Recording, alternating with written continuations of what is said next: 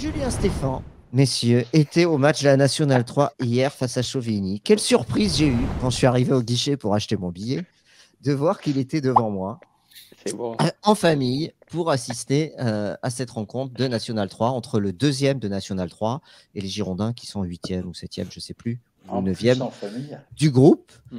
Il y avait Junior Mwanga d'ailleurs qui était là. Est-ce qu'il faut y voir un signe? Il était la veille au Matmut Atlantique, je crois. On sait qu'il connaît Romain Ferrier, puisque Romain Ferrier, l'entraîneur de la Nationale 3 des Girondins de Bordeaux, a officié au Stade Rennais lorsqu'ils étaient tous les deux, Julien Stéphan et Romain Ferrier, à la formation. Mais quand tu es en vacances, est-ce que tu amènes vraiment ta famille voir un match de National 3? C'est la question que je me pose. Ça interroge quand même, car un entraîneur libre de Ligue 1, avec 170 matchs de Ligue 1, je crois, environ à son actif, en N3 pour superviser, assister, je ne sais pas, est-ce que c'était une visite amicale, voir Bordeaux. Qu'est-ce que vous en pensez? Il cherche un pavillon. Oui. Il a déjà un pied à terre ici, normalement, il me semble, par son père. Joe, je te laisse commencer. Voilà, ouais. Est-ce qu'il faut y voir Joe, on te voit presque plus. On te voit que le menton, on te voit plus. Ah, voilà. Merci. Non, on ne te voyait plus le menton. Est-ce qu'il faut y voir un signe de cette présence à un entraîneur de Ligue 1 qui n'est pas de la région, à un match de National 3 de l'équipe des Girondins de Bordeaux? Non, il me semble que son père a une maison pas très loin sur le bassin ou quelque chose comme ça, si je dis pas de bêtises. Donc, c'est pas possible qu'il soit passé venir faire un week-end de 3 jours. Voilà, mais maintenant, on sait que c'est un coach qui est libre et qui est assez bankable. Donc, on sait qu'à Strasbourg, malheureusement, ça s'est pas très bien passé, mais c'est pas dû qu'à sa faute d'après ce qu'on comprend aussi. Donc, voilà, c'est un coach qui était plutôt intéressant, qui apparemment a toujours un petit peu regardé Bordeaux, sachant que son père y a travaillé aussi, il a même entraîné, si je dis pas de bêtises. Pas une saison entière, je crois qu'il n'était pas resté malheureusement sur toute une saison. Je m'en rappelle très bien parce que j'étais abonné à cette époque-là et il avait fait le début de saison voilà, où il arrive avec Bop je fermerai la parenthèse très rapidement, il arrive avec Bop en adjoint et le début de saison est mauvais, en Coupe d'Europe on se fait un petit peu taper, il y a Stanley Menzo dans les buts, bref, il n'y a rien qui va, il se fait sortir, je crois qu'il n'avait pas d'emprise sur son groupe en plus, il se fait sortir et Bop le remplace, voilà. Ouais, c'est ça. Je ferme la parenthèse.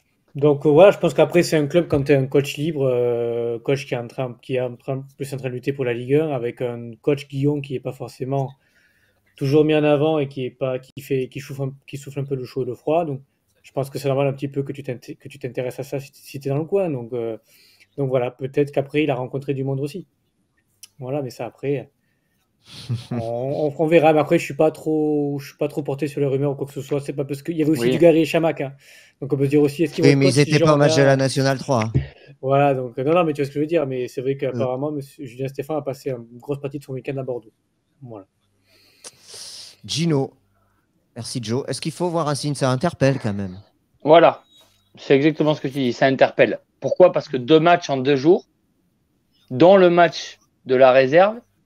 On peut se demander. Alors après, il est en famille, peut-être qu'il vient là pour voir du foot aussi, parce que c'est un passionné de foot en tant qu'entraîneur. Il a des liens avec Romain Ferrier de la réserve, coach de la réserve, ça peut s'entendre. Mais pourquoi être là la veille aussi pour les pros?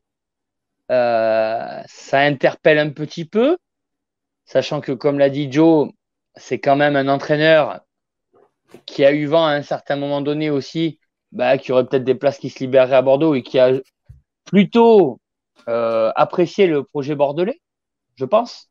Alors après, je pense pas qu'il ait été dans les plans du club officiellement, mais c'est un entraîneur, à mon avis, qui regarde quand même ce qui se passe, qui serait pas contre se relancer à Bordeaux. Donc on peut être un peu interpellé de le voir 2 fois dans le même week-end, venir un peu voir comment ça se passe en fin de saison. Donc voilà, ça peut émettre des suppositions, notamment du fait qu'il soit libre et qu'il soit venu voir les 2 matchs, je trouve. Laurent, qu'est-ce que tu en penses? Tu as un avis là-dessus? On n'a pas d'infos, hein, mais bon. Non, je rejoins mes collègues. Je ne suis pas dans le secret des dieux, enfin, pas de ce côté-là toujours. Et ouais, c'est bizarre parce que, bon, après, on sait qu'il aime le football. Qu'il vienne en famille. Est-ce que Joe sait qu'il était en vacances en famille et que, voilà, je ne sais pas, mais ouais, c'est bizarre. Et puis, regardez les 2 matchs. ça peut interpeller, hein, ouais, comme Gino, ouais, je sais pas. Après. Est-ce que ça le ferait? Bon, parce que ce que ça sous-entend, ouais, c'est est-ce qu'il était là parce qu'il y a un intérêt pour Bordeaux pour lui, ou lui pour Bordeaux? Est-ce qu'il avait. C'est ça les questions. Est-ce que. Moi, je pense, ouais, mais j'avais voilà. compris, mais Ouais. je pense que ben, s'il y a une montée en Ligue 1, je pense qu'il y aura du monde qui voudra venir à Bordeaux en coach. Il y en a déjà qui sont plus ou moins positionnés de loin ou qui ont fait des appels du pied en disant que, voilà, aussi bien coach que joueur même. Donc après, est-ce qu'ils vont se quereller pour une place ben, ça serait peut-être bien. Après, si on a le choix, je ne sais pas. Mais moi, Julien Stéphan, c'est pas un gars que j'ai suivi beaucoup et que je pense qu'il y a des choses bien que j'ai vues, il y a des choses moins bien. Après, ben, un coach, il y a des choses qui marchent bien, il y a des réussites et il y a des coups de Trafalgar des fois. Mais bon, de toute façon, c'est sûr que pour en revenir et pour terminer avec ça, je pense, et c'est mon avis, tu avais posé les questions auparavant, Ligue 1 ou Ligue 2, pour moi, Guillaume, l'année prochaine, non. Voilà, ça c'est ton avis. Oui. Voilà, c'est la question qu'on peut être amené à se poser quand tu vois qu'il y a. Alors peut-être qu'il était juste en vacances et qu'on extrapole, mais peut-être pas. C'est ça. Mais on l'a dit. Après, voilà. Nico, c'est intéressant. Oui. Mais moi, je lis un peu les réactions sur le chat. Voilà, les gens s'expriment, ils ont raison en plus par rapport à ça et bien ce sûr. Sujet. Maintenant, ne pas en parler, bah, c'est aussi pas mettre le sujet sur la table. On ne dit pas qu'il va signer demain au Girondins ou que le club l'a sollicité. On dit juste que ça interpelle. Mais il n'y a rien de plus que ça pour l'instant en termes d'information. Voilà, on peut ne pas en parler, mais c'est quand même un entraîneur de Ligue 1 qui a été quand même en contact avec des gens du monde du football, bah, soyons clairs, qui était plutôt dans le microcosme bordelais.